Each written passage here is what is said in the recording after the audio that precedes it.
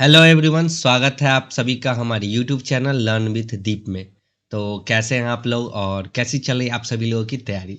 I hope आप सभी लोग काफ़ी अच्छे होंगे और आपकी तैयारी भी ज़ोरों शोरों से चल रही होगी। तो चलिए बिना देरी के शुरू करते हैं अपने क्लास को और जानते हैं इस सीरीज के बारे में कि आज के क्लास में क्या रहने वाला है। ओके, तो क्लास स्टार्ट करने से पहले मैं आपको बता दूं कि ये इस सीरीज का कंटेंट प्लानर है। ठीक है, इसी के आधार पे आगे सारी क्लासेज या पीछे की जितनी भी क्लासेज हुई है इसी क्रम में हुई है, इसी सीरीज में, इसी सीक्वेंस में हुई है।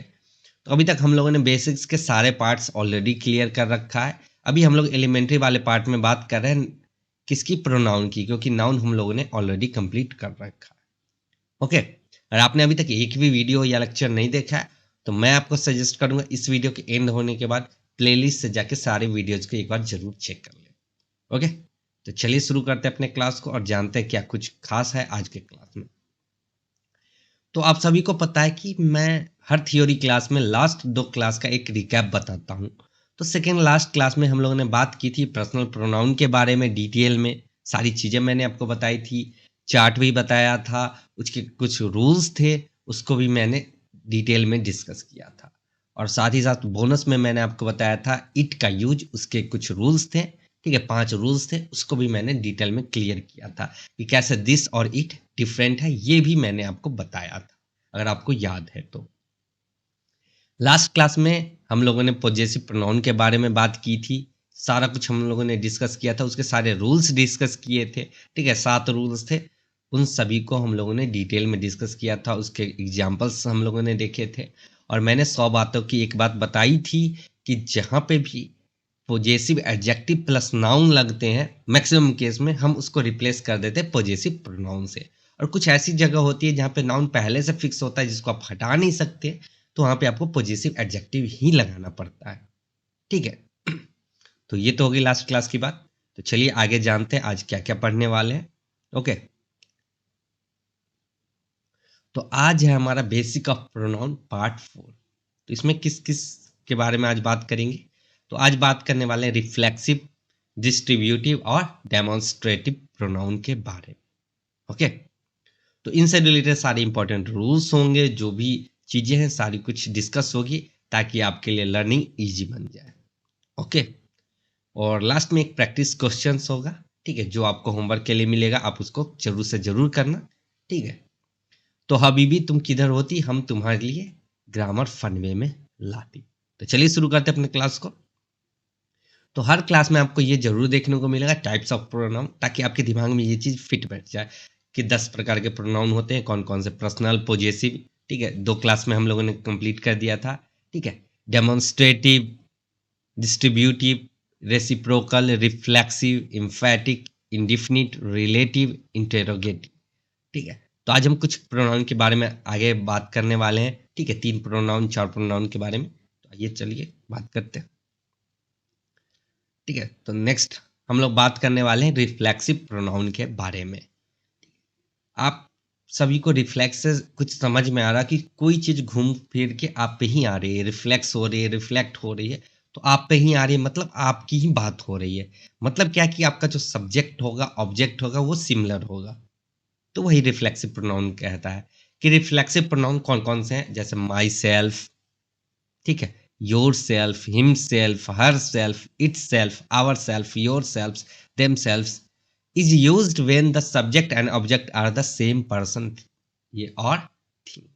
तो मैंने भी वही बताया कि जब वाक्य में कर्ता, जो करने वाला है सब्जेक्ट, और कर्म ऑब्जेक्ट एक ही व्यक्ति या चीज हो, तब हम लोग रिफ्लेक्स प्रोनाउन लगाते हैं, या तब रिफ्लेक्स प्रोनाउन लगता है। अर्थात खुद पर क्रिया हो, किस पे हो, खुद पे जो भी क्रिया हो रही हो, तो वहां पे हम लोग रिफ्लेक्सिव प्रोनाउन का यूज करते हैं। ओके, एग्जाम्पल देख लो। The poor man poisoned himself and his children. गरीब आदमी ने खुद को और अपने बच्चे को जहर दे दिया। ठीक है, किसी और को नहीं दिया, खुद को और अपने बच्चे को दे दिया। ठीक है, तो हिमसेल्फ हम लोगों ने यहाँ पे यूज किया है कि खुद को। ओके, तो रिफ्लेक्ट होके वो एक्शन किस पे जा रहा है, तो उसी पर्सन पे जा रहा है। ठीक है, आगे की बात अगर हम नहीं भी लिखते हैं एक्स्ट्रा इन्फॉर्मेशन, तो भी सेंटेंस सही है, the poor man poisoned himself. Okay, तो एक्शन किस पे आया, उस पे ही घूम के आ गया, तो यही रिफ्लेक्सिव प्रोनाउन है। आइए कुछ इसके रूल्स भी होंगे, उसके बारे में भी जान लेते हैं। तो रूल्स फॉर रिफ्लेक्सिव प्रोनाउन कौन कौन से रूल है, आइए जान लेते हैं। तो रूल 1 कह रहा है कि verbs that always need reflexive pronoun. तो कुछ ऐसे वर्ब हैं जो हमेशा क्या खोजते हैं, क्या मांगते हैं, तो रिफ्लेक्सिव प्रोनाउन। कौन कौन से, आइए देख लेते हैं। Acquit, avail, reconcile, amuse, resign, avenge, exert, apply, adapt, adjust, pride, absent, enjoy. These verbs requires reflexive pronoun after them. तो इन क्रियाओं के बाद रिफ्लेक्सिव प्रोनाउन आती है, या ये क्रियाएं जो हैं वो रिफ्लेक्सिव प्रोनाउन को मांगते हैं। कैसे, आइए देख लेते हैं। एक लिस्ट मैं आपको दे देता हूं एक एग्जाम्पल का, जिसमें आपको सारे ये जितने भी वर्ब हैं उनका एक एग्जाम्पल होगा और क्या यहाँ पे लेंगे। ठीक है, कौन से रिफ्लेक्सिव प्रोनाउन आएंगे, ठीक है, कैसे यूज होगा, सारी चीज हम लोग डिटेल में देख लेते हैं। तो ये लिस्ट है, ठीक है, ठीक है, इसको मैं एडजस्ट कर देता हूं। तो एक्यूट का देख लो, एक्यूटेड देमसेल्फ सेंटेंस में कैसे यूज होगा, आइए देख लेते हैं। एग्जाम्पल फॉर्म है एक्यूटेड देमसेल्फ, हिमसेल्फ, ठीक है, yourself. The officer acquitted themselves well. अधिकारियों ने खुद को अच्छे से साबित किया। ठीक है, अधिकारियों ने किसको साबित किया, तो खुद को अच्छे से साबित किया। अवेल योरसेल्फ, ठीक है, you should avail yourself of this chance. तुम्हें इस अवसर का खुद को लाभ उठाना चाहिए, या खुद लाभ उठाना चाहिए। ठीक है, खुद को मत करो, खुद लाभ उठाना चाहिए। तुम्हें इस अवसर का खुद लाभ उठाना चाहिए अपने ऊपर। ठीक है, ये जो अवसर आपको मिल रहा है। Reconcile herself, she reconciled herself to the situation. उसने स्थिति से खुद को क्या कर लिया, समेट लिया या बाहर कर लिया, रिकंसाइल कर लिया उस स्थिति से। Amused themselves, the children amused themselves with toy. बच्चे खिलौने से खुद को बहला रहे हैं। ठीक है, और बच्चे को खिलौने दे दो तो खुद खुश हो जाते हैं खिलौने को देख के। Resign yourself, you must resign yourself to faith. तुम्हें किस्मत से खुद को समर्पित करना होगा। ठीक है, खुद को किस पे समर्पित कर दो, किस्मत के ऊपर समर्पित कर दो। Avenge himself, he wants to avenge himself. वह खुद का बदला लेना चाहता है। किसका बदला लेना चाहता है, तो खुद का। ऐसा नहीं कि आपके बदले जाके बदला ले रहा है, वो खुद का बदला ले रहा है। Exert themselves, student exert themselves during exam. छात्र परीक्षा में खुद पर जोर दे रहे हैं। किस पे जोर देना है, तो खुद पे जोर दे रहे हैं कि परीक्षा आ रही है तो मैं अच्छे से इसकी तैयारी करूं। तो जोर किस पे डालें, तो खुद पे। ओके, नेक्स्ट बात करते हैं। नेक्स्ट है अप्लाई योरसेल्फ टू स्टडी। पढ़ाई में खुद को क्या कर दो, झोंक दो। ठीक है, तो ये सही समय है कि पढ़ाई में खुद को झोंक दो। Adapt himself, he adapted himself to new rules. उसने नए नियमों से खुद को तालमेल किया। ठीक है, तो इसी तरह सारे हैं, आप इसको देख लेना, आपको पीडीएफ मिल जाएगा। ठीक है, हमारे यूट्यूब चैनल लर्न विद दीप 1 2 3 4 पे। ठीक है, अगर 1 2 3 पे भी जाते हो, ठीक है, तो वहां पे लिंक पिन है, वहां से जाके आप नए चैनल पे चले जाना। ओके, नोट करने वाली बात है कि इंजॉय एक्सेप्शन है। ठीक है, अगर ऑब्जेक्ट मेंशन है तो रिफ्लेक्सिव प्रोनाउन की जरूरत नहीं है। दे इंजॉय द पार्टी, सही है। अगर ऑब्जेक्ट नहीं होगा तब वहां पे हम लोग यूज करेंगे रिफ्लेक्सिव प्रोनाउन का। ठीक है, they enjoy themselves during vacation, तो दोनों सही है। अगर आपके पास ऑब्जेक्ट है तो यूज नहीं करना है रिफ्लेक्सिव का, अगर नहीं है तो रिफ्लेक्सिव का यूज करना है। किसके साथ, तो इंजॉय के साथ। ये क्या है, एक्सेप्शन है, ध्यान रहेगा। तो आगे बात कर लेते हैं। नेक्स्ट रूल कह रहा है verbs that do not take reflexive pronoun. तो हमने देखा कुछ वर्ब्स हैं जो रिफ्लेक्सिव प्रोनाउन को लेते ही लेते हैं, तो ऐसे भी कुछ वर्ब हैं जो रिफ्लेक्सिव प्रोनाउन को नहीं लेते हैं, तो उसका यूज वहां पे गलत हो सकता है। कौन कौन सा है, keep, stop, turn, qualify, Beth, move, rest, hide. These verbs do not need reflexive pronoun even if action is on self. ठीक है, ये क्रियाएं खुद पर होने पर भी रिफ्लेक्सिव प्रोनाउन नहीं मांगती है। ठीक है, कौन कौन से, आइए देख लेते हैं कुछ examples. Keep, stop, turn, qualify, बात, मूव, रेस्ट, हाइड। ठीक है, you should keep away from bad boy. ठीक है, अपने आप को बुरे लड़कों से दूर रखो। ठीक है, आपके बारे में ही कह रहा है, लेकिन यहाँ पे योर सेल्फ नहीं होगा। ठीक है, गलती हो जाएगा। ही हिड इन द रूम, उस उसने रूम में खुद को छुपाया। सेंस तो आ रहा है खुद को छुपाया, लेकिन आप यहाँ पे योर सेल्फ नहीं कर सकते या हिमसेल्फ नहीं कर सकते, ठीक है। She bathed in the river not hers, ठीक है, उसने कहा खुद को नहलाया ना रिवर में। दे रेस्टेड आफ्टर द वर्क, वो लोग खुद रेस्ट कर रहे हैं वर्क के बाद, नॉट यहाँ पे देमसेल्फ नहीं यूज होगा। तो ध्यान रखना इन सभी के साथ आप रिफ्लेक्सिव प्रोनाउन का यूज नहीं करना। चलिए आगे बात कर लेते हैं, ठीक है। तो रूल थर्ड कह रहा है कि reflexive can not be subject, reflexive pronoun कभी भी सब्जेक्ट का रूप यू के रूप में नहीं आ सकता है।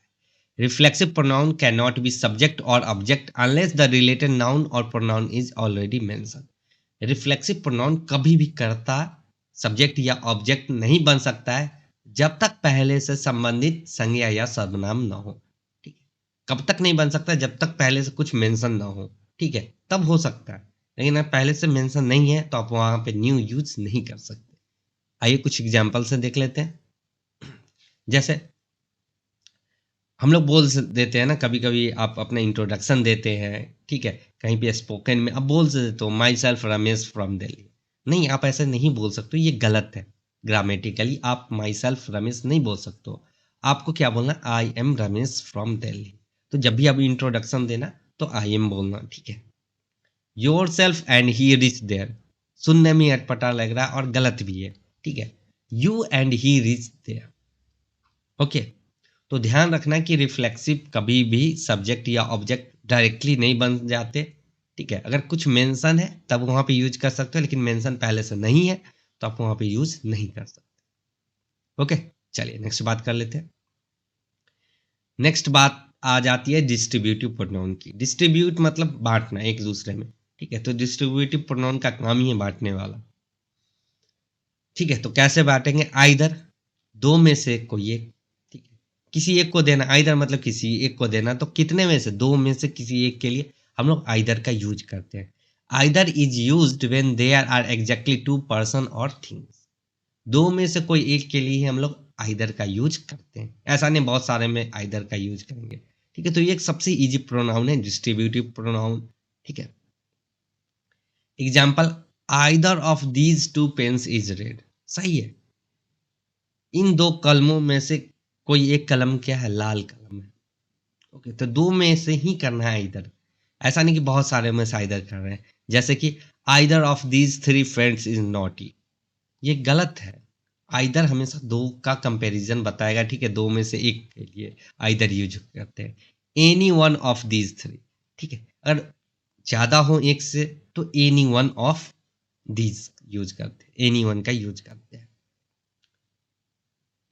नेक्स्ट है नाइदर, मतलब दोनों में से कोई नहीं। आइदर मतलब दोनों में से एक, नाइदर दोनों में से कोई नहीं। Neither is use for exactly two, ठीक है, दोनों में से कोई नहीं के लिए नाइदर का यूज करते हैं। एग्जांपल देख लो, ये सब इजी है, आप लोग बचपन से इन सबको यूज कर रहे हैं। Neither of these two girls is active, इन दोनों लड़कियों में से कोई भी लड़की क्या है, एक्टिव नहीं है। Neither of his four sons looked at him, गलत है। नाइदर नहीं यूज करेंगे, जब एक से ज्यादा हो तो नन यूज करेंगे, ठीक है। आइदर यूज नहीं करेंगे, एनी वन यूज करेंगे जब एक दो से ज्यादा हो, तीन चार ऐसे हो तो, ओके। आई होप आप सभी को क्लियर हो गया होगा। आगे बात कर लेते हैं। नेक्स्ट है यूज ऑफ रेसिप्रोकल प्रोनाउन, ठीक है। आपने रेसिप्रोकल मैथ में पढ़ा होगा, एक का विपरीत, ये है इसका विपरीत, तो एक ऊपर नीचे होता है ना, बैलेंस कर रहा, तो वैसा ही है रेसिप्रोकल, एक के बिना एक का कोई वजूद नहीं है। जैसे कि आपने देखा होगा पेयर ईच अदर का for two person, one another for three और मोर पर्सन। दो के लिए हम लोग यूज करते हैं ईच अदर का, तीन या अधिक के लिए हम लोग यूज करते हैं वन अनदर का। तो एक दूसरे का रेसिप्रोकल है, दोनों साथ में आएंगे। एग्जाम्पल देख लो, Ram and Shyam help each other, दो पर्सन है तो करेक्ट है, ठीक है। The students congratulated one another, ठीक है, तीन पर्सन है तो ये भी क्या है, करेक्ट है। तो राम और श्याम ने खुद को एक दूसरे को क्या किया, एक दूसरे को ईच अदर, एक दूसरे को मदद की, ठीक है। स्टूडेंट कॉन्ग्रेचुलेटेड वन अनदर, छात्रों ने एक दूसरे को क्या किया, कॉन्ग्रेचुलेट किया, ओके। तो याद रखना रेसिप्रोकल क्या है, संबंध में है, ठीक है, ईच अदर वन अनदर, यही है। His knees knocked one another, गलत है, शुड बी ईच अदर। दो की बात हो रही है, नी आपके पास क्या है, दो ही है ना, ठीक है, दो पैर हैं, दो नी है, तो वहां पे होगा ईच अदर। दो के लिए ईच अदर, तीन या अधिक के लिए वन अनदर। तो रेसिप्रोकल प्रोनाउन भी सबसे इजी है, ठीक है, ये सारे प्रोनाउन काफी इजी है। आई होप आपको क्लियर हो गया होगा। नेक्स्ट बात कर लेते हैं। नेक्स्ट है कुछ यूजेज हैं डेमोन्स्ट्रेटिव प्रोनाउन के, आइए देख लेते हैं। तो रूल 1 और 2 एक साथ मैं यूज कर रहा हूं, क्योंकि रूल 1 था दिस वर्सेस दैट का, तो वही है प्लूरल में होता है दीज वर्सेस दोज का।